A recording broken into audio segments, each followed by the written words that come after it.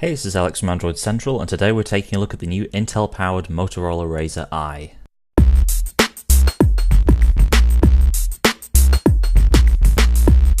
So here it is, the Motorola Razr i. On the outside it's almost identical to the Droid Razr M, with the obvious exception of this Intel branding around the back. We've got a 4.3-inch device here with an aluminium frame screen. The rest of the phone is constructed out of matte plastic, though we do have this Kevlar back panel, just like the other Razr phones.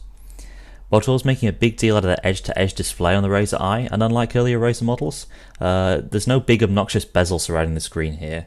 It's pretty much just the actual display itself and then the metal trim on either side of it. We do have a little bit of dead space down below though. We've got this blank area where carrier branding would normally go, so it's a bit of a shame to see that there.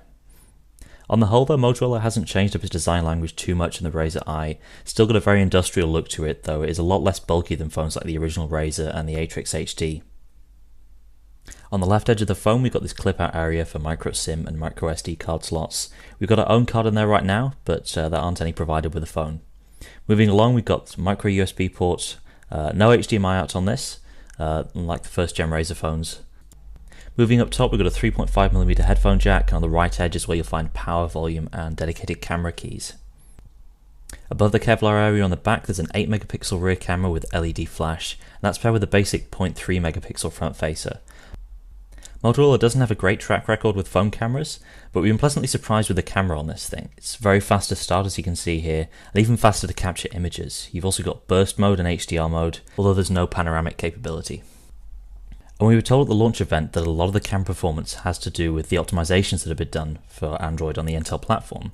So the Razr i is running a 2GHz Intel Atom CPU with hyperthreading, and what that means is you've got a single core CPU, but 2 threads running on it.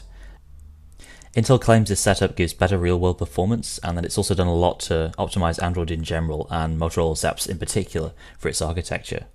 So we're running Android 4.0 Ice Cream Sandwich on here. Eventually the Razr i will be upgraded to Jelly Bean, but the reason it's not on here out of the box is because Intel's only just completed its port of Jelly Bean for Atom CPUs. The Intel chip in here is backed up by a gig of RAM and around 6GB of internal storage, though that's expandable for my microSD card. On the whole, we've been pretty impressed with the performance of the Razr i. In general use, it's fast, smooth and very responsive, and it stacks up favourably compared to the Galaxy Nexus running Jelly Bean. Gaming performance too is decent, and we haven't run into any performance or compatibility issues in the handful of games that we've tried. There are a few apps which don't play nicely with the Atom CPU though, and one of those is Google Chrome, which fails to install on the Razr i. Motorola says there'll be an Intel-friendly update to Chrome around about the time of the phone's release.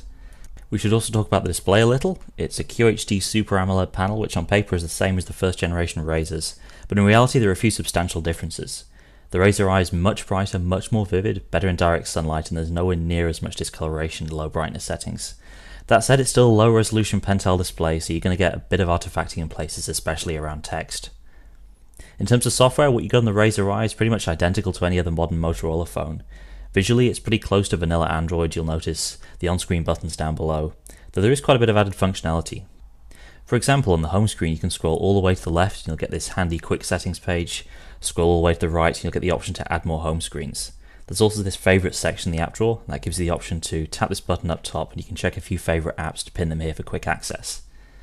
You also get some useful Motorola apps, including an interactive guide, smart actions which lets you automate certain tasks, such as muting notifications when you're charging at night, or turning off non-essential functions when the battery's low.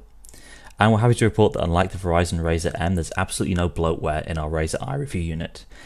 Motorola hasn't really reinvented the wheel here. It's stuck with Google Play Music for music playback and included a vanilla gallery and video editing app.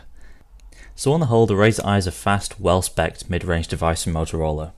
Ultimately, how successful it will be will depend on price. Some of the pre-order prices we've seen have been a little on the high side, but if the UK networks can offer it on contract at reasonable rates, it could be pretty successful. That's about it for our quick look at the Motorola Razr i. Be sure to check Android Central for the rest of our hands-on coverage.